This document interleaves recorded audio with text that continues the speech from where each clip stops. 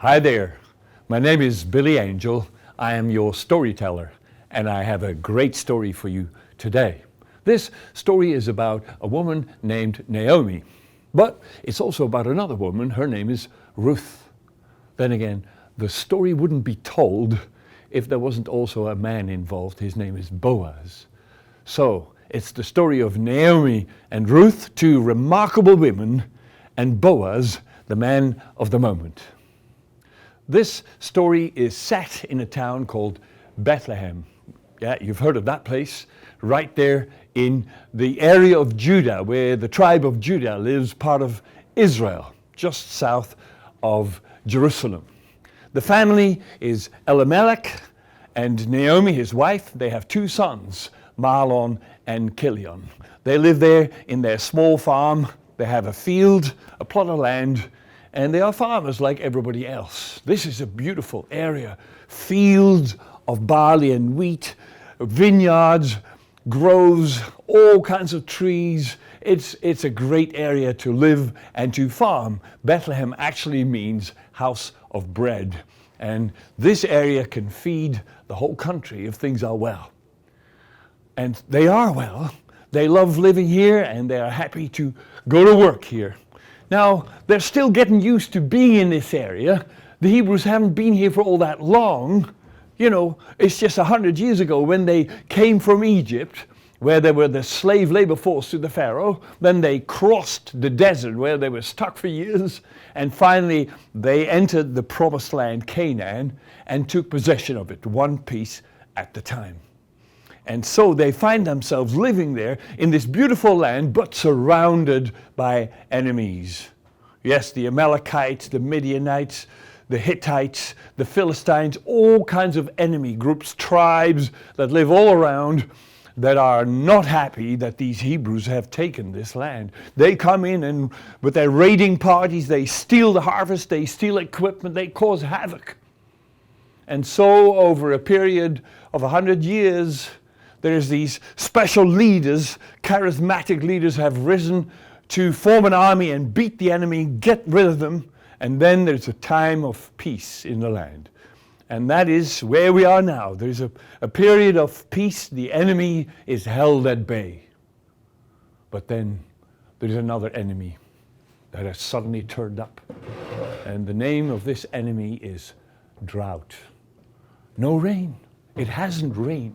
Hasn't rained for almost a whole year. The harvest has failed. The land is drying up. The vegetation looks terrible. And so when the harvest fails, there is hardly any food that comes in. What do? You dig into the cupboards. You find dried fruit from last year, and there's still a heap of wheat over there. But over time, even that gets used, and then what? Then you got to buy food. It gets brought in from elsewhere. The water gets brought in from elsewhere, and it is very expensive. And that's what happens to this family, like to everyone else. They spend all their money on food, and then still they need more, and the money's run out. So what do? You start selling the furniture. Sell this, sell that, sell everything. Even the family jewelry gets sold. But you know, it makes very little money, and food is very expensive. The drought continues. Another harvest fails. And in the end, they have no choice but to sell their small farm. That money sees them through for another year, and hopefully, finally, the end will come to this drought. And yet, when that does not happen, there's a real famine in the land. Animals are dying, people are starving. It's a terrible situation. And Elimelech begins to think we need to take action. We can't just stay here and lose everything. In the end, we'll have nothing left and we'll still be starving. We need to get out of here. So he speaks to his family. Let's mortgage our plot of land. That'll put some money into our hands, and let's get out of here and find a place where we can work and where there is food. But where would we go? Well, I've heard if you on the other side of the Dead Sea, there is a land called Reuben. And there we should be able to live. The conditions are better there. You see, the layout is to the east, there is the Dead Sea. To the west, there is the Mediterranean Sea. To the north, there is the rest of Israel and the hills of Lebanon. And to the south, there is the Negev desert. But in the north, there is still fighting going on. There's still troubles. That is not an area you want to go. The only area that is safe would be Reuben. And there's food there. I think we should go there. So the family take out this mortgage. They got money in their hands. They pack their bags, put all their belongings on their cart. Naomi can sit on the cart and the men pull and push the cart and off they go. They say goodbye to the neighbors, goodbye to the village. Why are you going? Take us with you. Yeah, if that were possible. God bless you. May the rains come soon.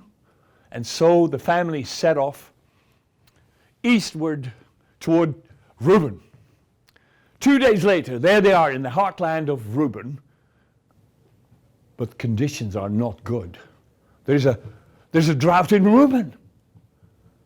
This is not the place to settle. We'll have the same problem here. Our money will be gone in no time. No work, no food. The word is go south. There you will find conditions will be better. And so the family carry on their journey for another couple of days. And then they come to a river. And when there is someone there to talk to, they are told this river is called the Arnon. You cross it, you're in Moab. Do you want to go there? No, Moab. Nobody wants to go to Moab. That's the worst place. The Moabites are the worst people. But what are we to do, says Elimelech. If the conditions are better there, if there is work there and food, we have no choice. Let's cross the river and may God protect us. And so the family crossed the river into Moab. And indeed, conditions are better. There is food, there is work, and soon enough they find a little place to live. And then the men find jobs, find work, and life begins to come back to some sort of normality. And they feel like, yes, they've done the right thing. And hopefully the rains will come soon and we'll be back in Bethlehem. But then tragedy strikes. Elimelech gets sick. Something's going wrong. He's caught something. He's got a fever that's way too high. The sons, the boys, they go around the neighborhood. They try and find medical help. But the Moabites don't want to help those Hebrews. No help comes. Elimelech gets sick and more sick. And then a few days later, he dies. What a shock. Their father is gone. My husband is gone. And here we are, stuck in Moab. No head of the family, no man to speak up for us. They feel so vulnerable. Marlon and Killian are still young. But what can you do? They bury their father, their husband, and then life goes on. They go back to work. They make a living. They have food. They live on. And then, of course, something else happens. These young men begin to take notice of some young ladies here in Moab. And before soon, Killian brings a lady home to Naomi. Mum, meet Orpah. Orpah, this is my mother, Naomi. And Naomi has to admit, Orpah is nice. Very nice young lady. And then, a few days later, Marlon brings home Ruth. Mum, meet Ruth. Naomi. And Ruth, very fine woman. And so the story tells us that both sons marry Moabite women. I imagine one day a double wedding. And from then on, these women move into their little home. That's what's done in that culture. Young ladies leave their parents' house and they join their husband's family. And so all of a sudden there is two young couples and Naomi living in this little house. And I imagine for a time they are happy, even while Naomi is still mourning the loss of her wonderful Elimelech. But here it comes. The scripture tells us another tragedy strikes. All of a sudden, both sons are dead. The news comes, they both died. What happened? The story doesn't tell us. Did they get sick? Some terrible disease? Was it an accident? Maybe they were working with the horse in the cart in the farm, and the horse panicked, ran off, the cart fell over and crushed them both to death. Or was it violence? Maybe it was a local mob of people who don't like those Hebrews. We should teach them a lesson. Moabite gang, and they killed the two sons. We don't know what happened, but we do know all of a sudden they're both gone. Naomi is now without any of her relatives. No man in the house to represent this family. They are so vulnerable. No income to speak of. 3 widows under one roof. Oh, man. Naomi doesn't think she can carry on living. She's just cut to the core. It's like screaming without a sound. Oh, God. She just wants to go home to Bethlehem and finish her own life. Just join her husband and her 2 sons. But she's fortunate to have 2 wonderful daughters-in-law who look after her, who care for her deeply, who surround her with love. And then one day the news comes. Rains are back in Judah. God has blessed his people and the land. Harvest is good. Food is on the table again. And then Naomi knows, I must go back. Time to go back. Girls, I want to go back to Bethlehem. They understand. They also understand that the chapter of their lives with their young husbands is over. It is time to move out of this place, to be on their way. So they leave a whole bunch of stuff behind, they pack their bags, and they set off. They literally walk out the door knowing they will not be back. They carry their own bag and they're on their way. Naomi knows she wants to go to the north, back to Reuben, and then eventually go west toward Judah and Bethlehem. And so they're walking on their way back to wherever. Naomi is going back to Bethlehem. But the girls, what are they going to do? They don't know. And so they come to a fork in the road. Naomi puts her bag down and she says, girls, it is time to say goodbye. Go back to your mother's house. May God bless you for everything you've done for myself and for your husbands. God bless their souls. He will reward you for your kindness, give you security in a home of a new husband. It's time to say goodbye. And so they hug and kiss and they all cry. And then the girls say, no, we don't want to go away. We want to stay with you. We must stay together. No, girls, no. Go back to your parents' house, your family.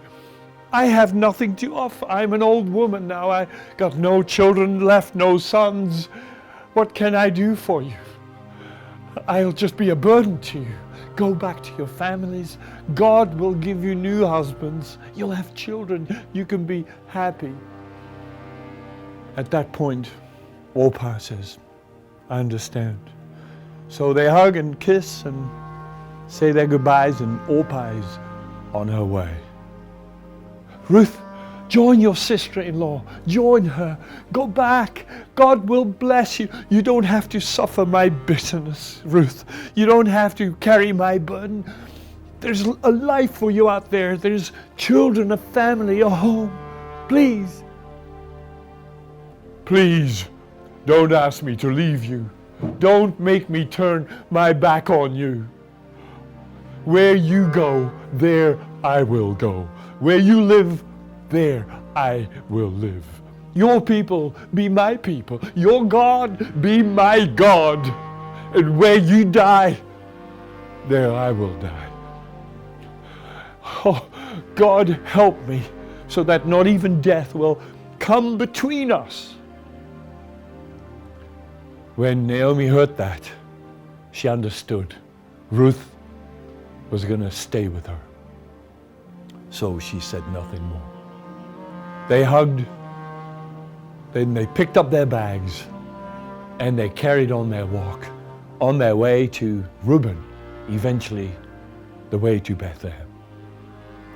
And as they walked, both women understood their relationship had changed. They were now very close friends.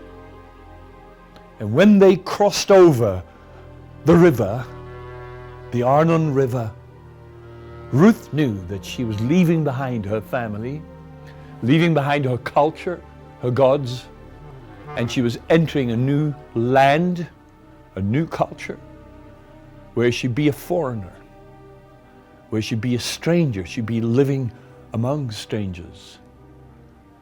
But she was willing to risk her life because she wanted to help Naomi, give her a chance to survive. And so they walk on their way to Bethlehem. And then, as they walked, they saw in the fields harvesters at work. And Naomi began to explain what they do. You see the men, they're cutting the stalks. They're cutting all the harvest down. Then the women follow in their teams and they gather up all the stalks into bundles and then put the bundles together in sheaves. And then you see these other people, they are gleaning what the harvesters have left on the ground. These are the poor, the destitute, sometimes foreigners, and they have a right to glean what the harvesters don't take. Then when they finally enter Bethlehem, well, there's a stir in the town. All of a sudden the word goes round, Naomi is back. She's back. But where's her husband? Where are the boys? Don't call me Naomi. Call me Mara, for my life has become bitter. The Almighty has dealt me a terrible blow. I've lost all my men. I'm now bitter. I left young and full of life. I've come back an old woman, empty-handed. So Naomi and Ruth head straight for the family farm where Naomi used to live. Well, the house was sold. There's other people living there now. But behind the house, there's the shack. And yes, there it is. It's filthy, it's dirty, it's full of stuff, but it's not used, and Naomi and Ruth can settle there. And they're only too happy to have a place to call home. The next morning, Ruth is up early, and she tells Naomi, I want to go out in the fields and do what we saw them do, glean, so I can bring back some barley and some wheat for us to eat. Now Naomi, she knows what a risk it is for a young woman to go out there on her own in the fields. She could easily get abused. There are some crazy men out there. This is a rough society. But at the same time, Naomi doesn't want to put her fear on Ruth. Perhaps it's time to put faith into action, to believe God for something good, something new to happen. Go, my daughter. God bless you, protect you. I'll be thinking of you and praying for you. And so Naomi leaves Ruth to go. And Ruth is out in the field. She tries a field. She picks up some stalks. She's doing well. Then she sees another field, and there's harvesters at work. So she steps into the field, and she heads straight to the head man who clearly is in charge, and she asks for permission. Oh yeah, you can go as long as you stay on the edges of the field. Help yourself, pick up whatever the harvesters have left. And so she's at work. And she's at work. She's good at this, and she's so happy she can do something. And she puts all of her stuff in a bundle, and the bundle is growing and growing. And so the morning goes. Then the landowner arrives. There he is, a man who goes by the name of Boaz. This is the Boaz. He is wealthy, he cares for his people, and he comes to check on them. Good morning, everyone. God be with you, workers. And then the workers say, and with you, sir. God bless you. How are things going? And so Boaz speaks to his foreman, and he says, who's that woman over there all by herself? Who's she with? Well, sir, that is the Moabite woman who came to Bethlehem together with Naomi. I'm sure you've heard the story. There she is. She came here first thing in the morning. She asked permission, which I gave her. She's been at work ever since. She's a hard worker. So Boaz walks straight over to Ruth. Hello. Good morning. Good morning, sir. I hear you are the young lady who has come to Bethlehem together with Naomi. I know, Naomi. I'm so sorry that you lost your young husband. Naomi lost her husband.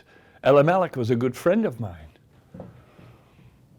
Now, let me suggest you stay in this field. Don't go into any other field. There's dangers out there. But over here, you're safe. And the best thing to do is stay close to the women. You see them over there? They stay together. They are working with the sheaves. You follow them. And whatever they drop, whatever they don't use, you can pick that up. But I've told the men not to bother you, not to come anywhere near you. Then, if you're thirsty, help yourself. They're over there. We have a little shelter. You see there under the trees, there is a water jar there. Help yourself whenever you're thirsty, anytime. Sir, you're so kind to me. What have I done to deserve this kindness? I hear that you've been a tremendous blessing to your mother-in-law. And you have come all the way with her just to assist her getting back here. You've taken her to heart as family. And clearly, you are a great blessing to the whole village. May God bless you. The God under whose wings you've come to seek refuge. May He bless you and return the kindness that you have given to Naomi. Now I suggest when there is a break in about an hour, come and join us over there, and you can have some food there, meet the others, be part of the family. And so Boaz is off. And he's back talking to his foreman. Naomi's back at work. Ruth is back at work. And she can tell something special is happening. This man Boaz, he's got such kindness, such a heart for his people. Bethlehem is a remarkable place. Ruth is beginning to feel glad that she came to Bethlehem. Those Hebrews are good, wonderful people. Then the hour is up. All of a sudden it's mealtime.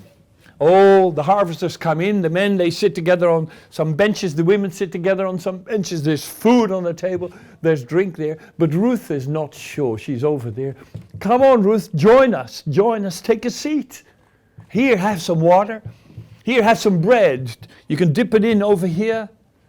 And you should taste the roasted grain. And so Boaz gives her a whole bunch of roasted grain. Ruth eats her fill. This is just such a blessing. And then when lunchtime is over, Boaz walks with Ruth back to the field. Now listen, young lady, stay with the women. Don't go over to the men. And tomorrow, come back to this same field. And always look for the women. Wherever they are at work, that's where you follow. And you can go wherever you like as long as you're not too far away from them. They are your protection. At mealtimes, you come to the shelter and you are safe with us. God bless you. And then Boaz is off. So Ruth works throughout the day. At the end of the day, she thrashes all of her stalks. She gathers all the grain. She puts it in a bag, puts that on her back, and carries it back to Bethlehem to Naomi. My God! That is just such an enormous amount of grain. You got that all in just one day? What happened? God bless whoever took such good care of you. Yes, Naomi, I met a very special man. His name is Boaz. Boaz? Did you say Boaz? I know Boaz. He's a close member of our family on Elimelech's side. My God. Boaz spoke with you, gave you all this, has been so kind to you. You know what? Boaz could be our family redeemer. There is a law in our land among the Hebrews that if a young man who's married, if he dies, that his widow will be taken care of by the young man's brother or some other close relative, a male, who can then take the widow, give her children, so the family line continues. Maybe this is what God has for us. Well, Ruth is hardly ready to even think about that. But it's been an amazing day, the first day back here, Ruth's first day altogether here in Bethlehem. And Ruth tells Naomi, Boaz told me to stay with them for the whole of the harvest. First there's the barley harvest, then the wheat harvest. It'll be all together around 6 weeks. And so 6 weeks go by. Ruth goes to work almost every day. And every day is good. And she enjoys this new life even though it's hard work. But Naomi has a little worry because Boaz never speaks to Ruth again. And what should be happening next? What are we going to do? Why isn't Boaz speaking to us? Why doesn't Boaz come and see Naomi? Why isn't something being organized? We got to do something, Ruth, to help you secure a future for you. And then Naomi has a plan. And it's to do with the last day of the harvest when all the threshing goes on. And they work straight into the evening, and then afterwards they have a big party, and then everybody sleeps right there in the field. This is what they do every year. And at that party, something is going to happen. And Naomi explains to Ruth her plan. This is what you're going to do. At this point, Ruth, she knows it's a risky plan. Things could go wrong. But she's going to do just what Naomi has told her.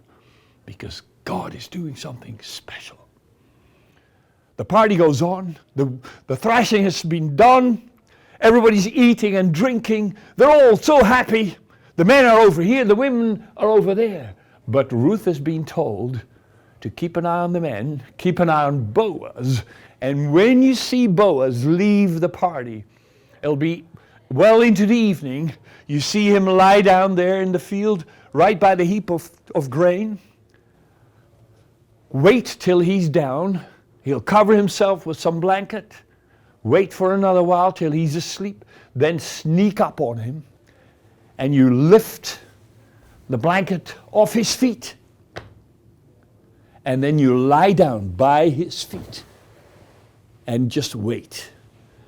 This is what Ruth does. She lies down and waits. She's wide awake. An hour later, suddenly, Boaz wakes up. Who's this? Who are you? What? I'm Ruth, sir, your servant. Ruth, what are you doing here? Sir, you can be my kinsman redeemer. You have the right to marry me if you wish. My dear, you are such an amazing woman. You've taken the risk of coming here. You could have been abused by any of the men, but you're here. You could have gone after a younger man for yourself, but you came to me. Oh, my dear. Oh, my dear. I'd be very happy to be your kinsman redeemer. The only thing is, there is another man who is closer in line than me. And I will have to ask him first. If he wants to be the redeemer, then that is his right. If he doesn't, then I will be the redeemer and will marry you. Now, before you go back to Naomi, here, take this bag of barley.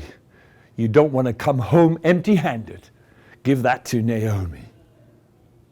So, when Ruth arrives home that night with a bag of barley for Naomi, they both know Boaz is going to work hard to make this happen. And indeed, the next morning, Boaz arrives at the city gate, and right inside the gate, there's a square where business is often done, where the city elders can meet, where trials take place or legal affairs. And there's Boaz. And he brings together a bunch of elders because he needs 10 witnesses. Please, gather around, gather around. I'm waiting for my closer relative. Let's call him Joseph. The story doesn't tell us his name, but let's say he's Joseph. There's Joseph, come over here. I got to tell you something. Take a seat. Now, Joseph, Naomi has come back to Bethlehem. You know that. And she is selling a plot of land because she's taken out a mortgage on that land. The mortgage needs to be repaid. She's selling it. You are close in line, the closest in line on Elimelech's side, and you can buy the land back so that it stays in the family. What do you say? So Joseph says, okay, I'll do that. I'll buy the land. Okay, says Boaz, but there is one other thing. If you buy the land, you also have to take the widow. Mahlon's widow, she's here. And if you are the family kinsman redeemer, you don't only redeem the land, you also redeem the family line. You take Ruth as your wife, give her children, so that the family line can continue. At that point, Joseph says, oh no, can't do that. No, it would mess with my inheritance, my family. No, can't do that. Are you sure, says Boaz. Yes, I'm sure. And I'll show you that really I am completely sure. And in those days, in that culture, there was a habit. If one man takes off his shoe and gives it to another, that means he gives the right to the other man. And so Boaz takes the shoe and he says, thank you. I now have the right to be the family redeemer for Ruth and, of course, her mother-in-law Naomi. And I hereby pledge that I will buy that land so it stays in the family, pay off the mortgage, and I will take Ruth as my wife. You are all witnesses here today. And the whole gathering says, bravo. Yes, we are witnesses. May God bless you for this action. And may God bless Ruth. Make her like Rachel and Leah, who built the house of Israel, gave Jacob his 12 sons, together with Bilhah and Boaz, the 2 servants. And so Boaz takes Ruth as his wife. A little later, there's a wedding. And then Ruth is pregnant. And then she gives birth to a son. And all the women in town gather around Naomi and celebrate with her. You have a son again, Naomi. You have family again. And Naomi cannot stop but smile. She holds the baby in her arms. She has taken it to heart. She will look after this baby day and night. This is her grandchild. The family line has been restored. The kinsman redeemer has brought it all back together. And then Obed grows up to be the father of Jesse, and Jesse grows up to be the father of David. And this is not just any David, this is the David who beat the giant Goliath and who became king of Israel, the great King David. And in that same family line, years later, another redeemer was born, in Bethlehem, and that was Jesus. And he bought all mankind back, paid for that with his own blood. And this was the story of Naomi, Ruth, and Boaz.